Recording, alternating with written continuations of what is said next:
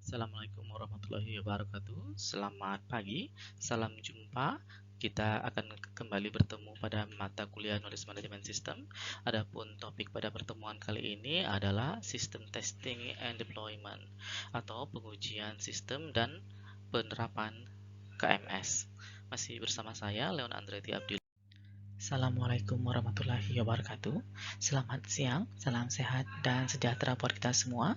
Selamat datang rekan-rekan mahasiswa yang saya cintai dan banggakan dimanapun Anda berada. Semoga selalu dalam keadaan sehat walafiat dan dalam lindungan Allah Subhanahu wa Ta'ala. Amin ya Rabbal 'Alamin.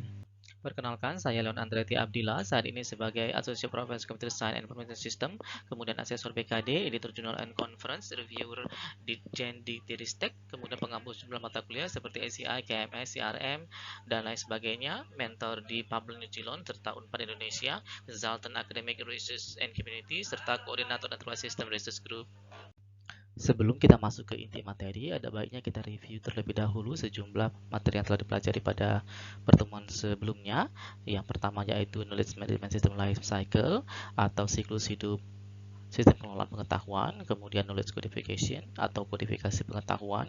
Dilanjutkan, yang sudah kita pelajari adalah KC Benefit atau manfaat dari Knowledge Codification, serta Codification Tool atau perangkat yang biasa digunakan untuk pengkodean pengetahuan.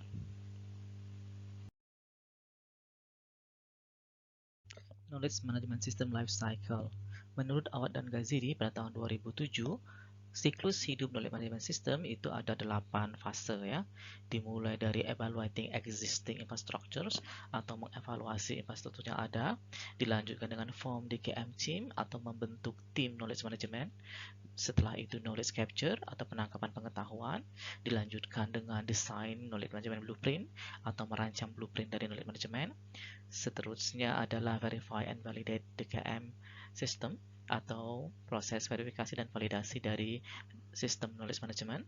Selanjutnya adalah implement DKM system atau implementasi dari sistem knowledge management.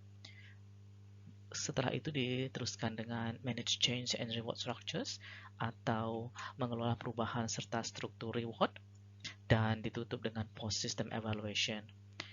Walaupun sampai 8, tetapi tidak tertutup kemungkinan akan ada semacam iterasi. Pada KM Life Cycle itu ada 2 iterasi.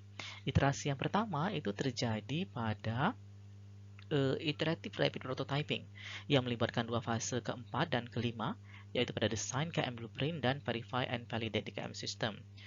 Di sini sering terjadi beberapa perubahan sampai stabil. Setelah stabil baru dilanjutkan dengan implement dan manage change sampai ke post evaluation. Dari hasil post evaluation dapat diketahui pengetahuan apa yang perlu di capture lagi untuk kemajuan pada sistem selanjutnya. Nah, siklus ini akan terus berlangsung sampai ditentukan bahwa hasil dari knowledge management system yang dibangun itu memuaskan dari kebutuhan organisasi yang ada.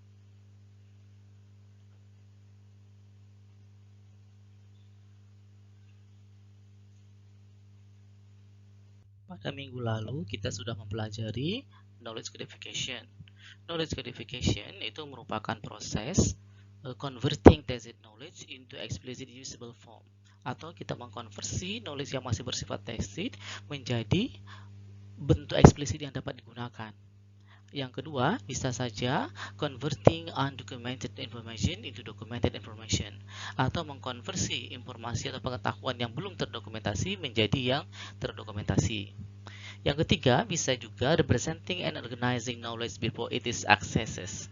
Jadi, knowledge-nya sudah terkonversi misalnya menjadi eksplisit, tetapi dia belum direpresentasikan dan belum diorganisasikan sesuai dengan kebutuhan dari organisasi. Maka proses representing dan organisasi itu juga termasuk ke knowledge codification. Secara sederhana, it is make institutional knowledge visible, accessible, and usable for decision making. Bagaimana kita membuat pengetahuan yang ada pada suatu institusi itu menjadi visible, ada, accessible, bisa diakses, dan usable, bisa digunakan untuk pengambilan keputusan. Nah, ini kira-kira knowledge codification itu dilakukan setelah knowledge capture. Kemudian dia bisa melibatkan sejumlah tool seperti decision table, decision tree, frame, map, rule, dan case-based reasoning yang mendukung knowledge codification. Benefit of knowledge codification atau manfaat dari kodifikasi pengetahuan. Setidak-tidaknya ada 4 manfaat. Yang pertama yaitu terkait dengan instruction atau training. Promoting training of junior personnel based on capture knowledge of senior employee. Nah, jadi knowledge codification itu sangat bermanfaat untuk mempromosikan pelatihan personel junior. Nah, jadi kalau ada personel yang baru masuk, bergabung, baik pada suatu instansi atau departemen, maka dia akan mendapatkan transfer pengetahuan dari karyawan seniornya. Yang kedua adalah terkait dengan prediction atau ramalan ya. Inferring the likely outcome of a given situation and flashing a proper warning or suggestion for corrective action, yaitu menyimpulkan kemungkinan hasil dari situasi tertentu dan memberikan peringatan atau saran yang tepat untuk tindakan korektif. Yang ketiga adalah diagnosis atau diagnosa, addressing identifiable symptom of specific causal factors, yaitu mengatasi gejala yang dapat diidentifikasi dari faktor penyebab tertentu. Yang keempat, bisa juga digunakan untuk planning atau scheduling, yaitu mapping out an entire course of action before any step are taken. Perencanaan atau penjadwalan memetakan seluruh tindakan sebelum langkah apapun diambil. Dalam melakukan kodifikasi pengetahuan itu ada sejumlah tools yang bisa dipakai. Di sini ada 6 ya. Yang pertama adalah knowledge map, kemudian decision table, dilanjutkan dengan decision tree, ada juga frames, dilanjutkan dengan production rule, dan terakhir adalah case based reasoning. Ini akan dijelaskan masing-masing pada slide selanjutnya. Adapun tujuan pada pertemuan kali ini kita bagi menjadi 3. Yang pertama, mengetahui fase sistem testing dan deployment, dilanjutkan dengan mengenal user accepted testing atau UAT, serta mengetahui sistem deployment. Agenda pada pertemuan kali ini dibagi menjadi 5, dimulai dari introduction, dilanjutkan dengan fase-fase pada KMS lifecycle, kemudian KMS testing, sistem deployment, dan ada assignment yang perlu dikerjakan. Pada siklus knowledge management system secara sederhana, setelah proses knowledge codification, maka akan dilanjutkan dengan testing dan deployment. Pada proses testing dan deployment, ini akan melibatkan sejumlah hal, nanti akan dibahas pada slide-slide selanjutnya. Untuk selanjutnya, hasilnya nanti akan diteruskan pada proses knowledge sharing. Untuk testing and deployment itu ada pada fase KMS lifecycle yang kelima, yaitu verify and validate the KM system. Adapun aktivitasnya adalah verification procedures, ensure that the system has the right function, dilanjutkan dengan validation procedures, ensure that the system has the right output, serta validation of KM system.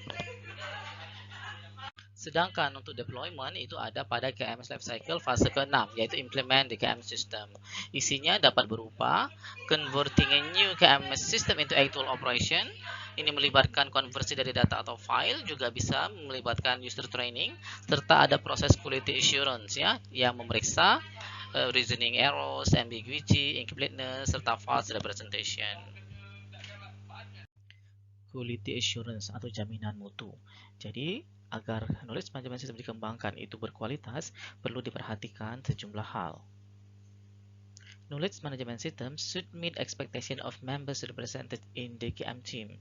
Jadi, KMS itu harus sesuai dengan ekspektasi dari para anggota yang direpresentasikan pada tim knowledge managementnya. Kinerja depend highly on quality of explicit tacit knowledge stored in knowledge base. Jadi kinerja KMS nantinya itu sangat tergantung dari kualitas dari knowledge eksplisit atau tacit yang tersimpan di knowledge base yang ada. Ada 3 perspektif ya. Yang pertama, apabila dilihat dari expert, For experts, quality related to reasoning process that produce reliable and accurate solution.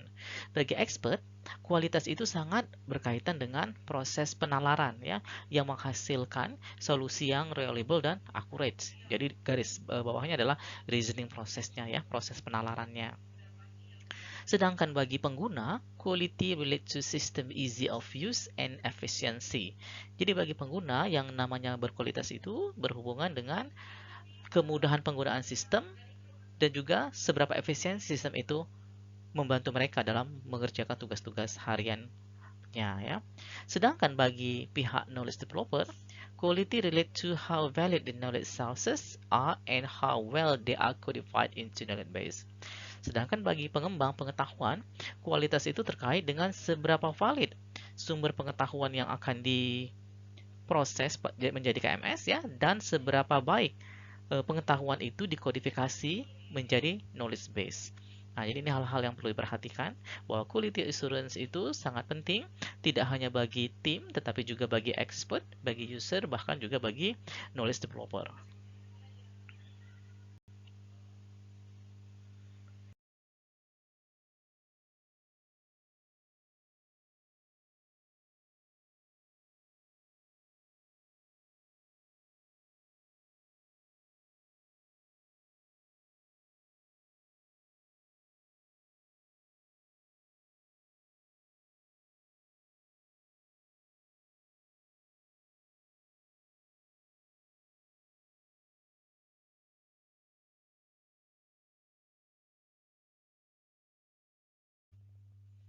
Hardness in KMS testing ya. Nah, yang pertama itu adalah subjective nature of tacit knowledge, di mana tacit itu masih bersifat abstrak ya, sehingga cukup repot juga untuk mengujinya. Lack of reliable specification juga testing. Nah, lanjut lagi, testing dari tacit knowledge itu tentu kadangkala sedikit spesifikasinya yang pas ya. Kemudian how to decide whether knowledge is complete. Bagaimana kita memutuskan apakah knowledge yang dibutuhkan itu sudah lengkap atau tidak. Kemudian yang lainnya lagi tentu ada faktor human errors, kemudian lack of time, waktunya terlalu sedikit ya, atau bisa saja interface yang dibuat itu unfriendly untuk pihak-pihak yang terkait pada testing. Logical testing approach ada dua. Yang pertama, knowledge based formation merupakan structures of knowledge as it relates to cycles, order, dan errors. Kemudian yang dicek juga adalah consistency, correctness, and completeness dari knowledge based rule-nya. Yang kedua adalah kelompok knowledge based functionality. Jadi secara fungsi ya, dilihat dari confidence serta reliability of knowledge base. Logical errors ya. Jadi ada setidak-tidaknya 5 error yang terkait dengan logic ya. Yang pertama adalah circular error. Ini contradictory in meaning or logic. Kemudian ada redundancy errors of different approach to the same problems. Yang ketiga, unusable knowledge ya, come up no matter conditions succeed or fail. Kemudian ada substantial errors. If one rule is true, one knows the second rule is always true. Kemudian yang kelima itu adalah inconsistent knowledge. Misalnya the same inputs yield different results. User testing atau pengujian oleh pengguna ya. User testing menurut Summerfield pada tahun 2021 merupakan tes that the software product is useful and usable by end users. Tes terhadap produk software agar ia berguna dan bermanfaat bagi end user. Kemudian, you need to show that the features of the system help users to do what they want to do with the software. Nah, jadi sebagai pengembang itu harus menunjukkan fitur-fitur dari sistem yang dapat membantu pengguna apa yang mereka inginkan dari perangkat lunak ini ya, terutama KMS.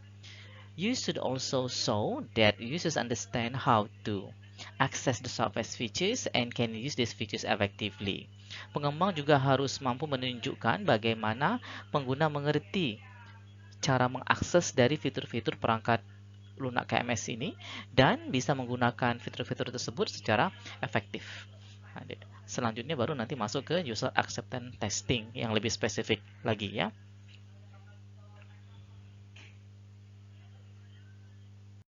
Lebih lanjut baru kita masuk ke user acceptance testing, disingkat UAT atau pengujian penerimaan oleh pengguna. UAT diambil dari ISTQB Glossary of Testing Terms dari Hamling and Van Guchten pada tahun 2013. Jadi mereka mengatakan bahwa user acceptance testing adalah formal testing with respect to user needs, requirement, and business process, conducted to determine whether or not the system satisfies the acceptance criteria and to enable the users, customers, or other authorized entity to determine whether or not to accept the system. Nah, jadi merupakan tes formal yang dilakukan agar mengetahui bagaimana kebutuhan pengguna, ya, persyaratan pengguna dan persyaratan bisnis proses itu terpenuhi. Dilaksanakan untuk mengetahui ya apakah kriteria-kriteria penerimaan itu bisa memberikan keputusan apakah sistem tadi diterima atau tidak, baik oleh pengguna, customer, atau pihak entitas otoritas lainnya yang terkait dengan suatu organisasi yang akan membangun suatu knowledge management system. Proses dari UAT itu ada 3 tahapan ya. Ini seperti kita lihat pada gambar berikut. Yang pertama adalah recruit or train timnya, kemudian setup plan, dilanjutkan dengan design test, baru implement test, dilakukan report dan evaluate, selanjutnya decision making, dan baru ditutup dengan follow up. Sedangkan pendekatan dari user acceptance testing meliputi kita harus pilih dulu orang atau tim yang akan melakukan pengujian, kemudian kita akan putuskan ya bagaimana kriteria pengujiannya, dilanjutkan dengan test case-nya, baru kita pelihara log on dari various version test yang hasil-hasil tesnya, baru setelah dilakukan sejumlah versi tesnya baru diterapkan pada tes lapangan secara real. Requirement for test team ya. Jadi kebutuhan untuk tim yang penguji. Tim penguji itu haruslah pertama independent of design or codification of the system.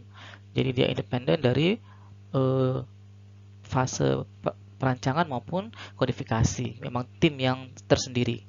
Kemudian understand the knowledge problem and computer technology. Dia memahami bidang pengetahuan dari problem yang akan diselesaikan oleh sistem yang sedang diuji, sampai dia juga mengerti ke teknologi komputer. Kemudian well served in the organizational goals. Dia paham tujuan organisasinya apa. Know how the system being tested will fit into the desired area of operation. Dia tahu bagaimana sistem yang sedang diuji tadi akan cocok dengan bidang operasi yang sedang dirancang. Lanjut kita masuk ke content of test plan ya, atau isi dari rencana pengujian itu apa saja. Yang pertama adalah item of KMS that require testing. Poin-poin apa saja yang akan dites ya. Selanjutnya schedule or user testing, jadwal dari pengujiannya. Kemudian description of test method that are approved by user and company. Deskripsi bagaimana metode pengujian yang telah disetujui baik oleh pengguna maupun perusahaannya, serta yang tidak kalah penting adalah guideline for documenting test result. Bagaimana pedoman untuk mendokumentasikan hasil pengujiannya. Selanjutnya adalah user acceptance criteria atau kriteria penerimaan dari pengguna ya. Yang pertama itu adalah accuracy and correctness of outcome for the test items. Dilanjutkan dengan adequacy of the solution, adaptability to novel input, easy of use, mudah digunakan, kemudian valid and credible, robustness, kokoh ya, serta technical and operational test. Untuk tekniknya sendiri, user acceptance test itu ada 3. Yang pertama itu berhubungan dengan phase validation, yang kedua test case, yang ketiga adalah subsystem validation. Kemudian baru kita masuk ke victim system development atau faktor-faktor yang mempengaruhi penerapan dari sistem yang telah diuji ya. Itu bisa dilihat dari faktor secara technical, kemudian organizational, procedural, behavioral, political, sampai ke economical.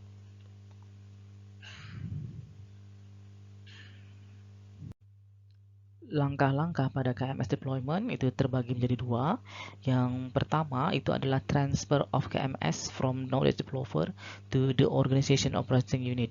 Jadi yang ditransfer itu adalah sistem dari KMS yang sudah dibangun ya. Ini dari pihak developer ke unit operating dari organisasi yang membutuhkan KMS-nya. Yang kedua, selain KMS-nya, sistem yang ditransfer maka adalah transfer KMS skills from knowledge developer to the organization operators. Yang ditransfer adalah skill penggunaan KMS yang telah dibangun oleh knowledge developer tadi ke operator yang ada pada organisasi yang akan menggunakan sistem tersebut. Successful KMS system deployment. Jadi ada hal-hal yang perlu diperhatikan bagaimana KMS yang diterapkan itu dapat berhasil ya.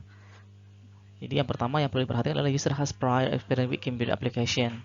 Pengguna dari KMS tadi haruslah yang sudah memiliki pengalaman menggunakan aplikasi-aplikasi berbasis komputer. Kemudian user has been involved in the building of the KMS. Penggunanya itu dilibatkan pada saat pengembangan dari KMS-nya. Benefit of the KMS is immediate and measurable. Manfaat dari KMS itu dapat langsung dirasakan dan terukur. Lanjut, yang tidak kalah penting adalah first impression. Nah, ini mungkin dari kalau kinerjanya mungkin belum bisa langsung nampak dari user interface-nya ya, dari menunya itu harus mulai memberikan impresi yang baik. Kemudian manajemen support the system from starts. Pihak manajemen haruslah mendukung pengembangan KMS tadi dari awal pengembangan. Dan yang terakhir yang penting adalah adequate user training. Bagaimana pengguna yang akan memakai KMS tadi mendapatkan pelatihan yang pas. Selanjutnya adalah Vectors Effective User Training. Nah, agar para penggunanya dapat memakai KMS dengan optimal, maka perlu kita adakan training ya. Di sini ada faktor-faktor yang mempengaruhi dari pelatihan terhadap usernya nanti. Dibagi menjadi dua, yaitu pertama primary atau yang secara langsung, the uses knowledge of knowledgeable based system. Bagaimana pengetahuan pengguna terkait dengan sistem berbasis pengetahuan ya. Kemudian complexity of KMS and user interface easy of use. Seberapa kompleks KMS yang dibangun serta seberapa mudah interface bagi penggunanya. Sedangkan yang secondary itu kita lihat dari sisi misalnya trainees technical experience or communication skills. Jadi walaupun KMS-nya baik, tetapi apabila trainernya less experience atau kurang berpengalaman atau cara menyampaikan materinya belum optimal, itu juga bisa berpengaruh. Yang kedua dari sisi secondary adalah environment of training venue. Lingkungan tempat training diadakan juga perlu diperhatikan. Sebelum training dilaksanakan, maka ada fase pre-user training session atau sesi sebelum training terhadap pengguna. Yang pertama, kita harus define how the KMS agrees with organization mission. Kita harus definisikan, jelaskan bagaimana KMS yang telah dibangun itu mendukung misi dari organisasi. Demonstrate how the system can support organizational goals. Kita bisa demonstrasikan juga bagaimana sistem yang dibangun tadi bisa mendukung tujuan organisasi. Allocate adequate resources for the training project. Kita harus bisa mengalokasikan sumber daya yang cukup untuk training project. Nah, jadi untuk training ini kita butuhkan alatnya ini dan semuanya ada disiapkan ya. Advocate positive effect of the system. Kita harus bisa menganjurkan sisi positif dari sistem yang dibangun. Selanjutnya adalah explain cost benefit analysis of the KMS. Nah, jadi KMS yang dibangun tadi kita harus berikan dampak positifnya, terutama dari cost benefitnya. Kadangkala bisa penghasilan dari finance secara langsung atau bisa juga cost-nya berkurang. Intinya adalah cost benefit analysis-nya. Walaupun KMS-nya sudah kita buat dan berhasil ya, sampai ke trainingnya juga sudah dilakukan, masih ada peluang overcome resistance to change. Sebagian pengguna barangkali itu tidak mau menggunakannya, dia tetap bertahan pada sistem yang lama. Maka bisa kita lakukan sejumlah hal. Yang pertama adalah user attitude survey. Kita bisa lakukan survei bagaimana perilaku pengguna sebelum dan sesudah atau yang akan dikhawatirkan oleh dia terhadap sistem yang baru. Bisa juga dilengkapi dengan communication session. Jadi ada sesi komunikasi apa yang menyebabkan para pengguna tadi bersifat resistant. Dia tidak mau menggunakan sistem yang baru. Jika memang diperlukan, bisa juga ada sesi role negotiation. Bisa saja posisi dari pengguna yang menolak penggunaan sistem tadi akan dialokasikan kepada unit yang lain atau pada bidang yang lain.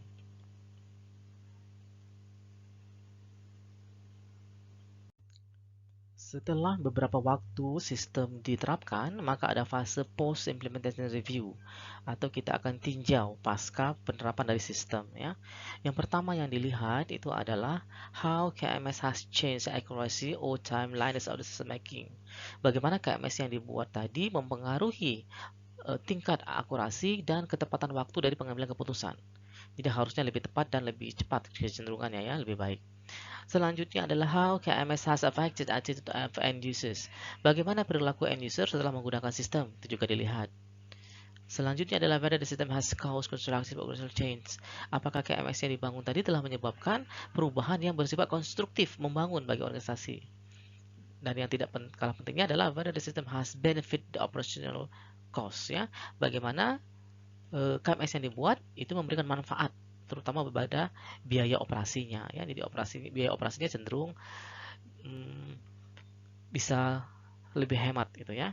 Misalnya security issue, ya. Jadi hal-hal yang terkait dengan keamanan.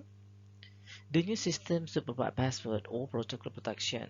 Jadi KMS yang kita bangun itu harus menyediakan password untuk masuk ke dalam sistem atau bagaimana proteksi protokol penggunaannya, ya, baik secara hardware maupun secara software.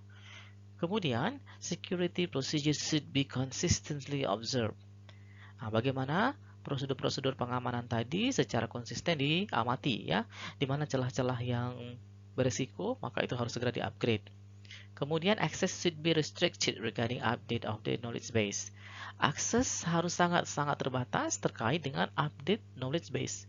Karena knowledge base ini akan menjadi fondasi bagi jalannya KMS sampai ke bagian pengambilan keputusan. Sehingga knowledge base yang terbenam itu harus benar-benar valid dan sangat aman, ya. Circular errors, ya. Jadi bisa saja pada saat pengujian akan ditemukan yang namanya error circular, ya, yang berulang, ya, atau dia membentuk lingkaran dalam ilustrasi seperti ini.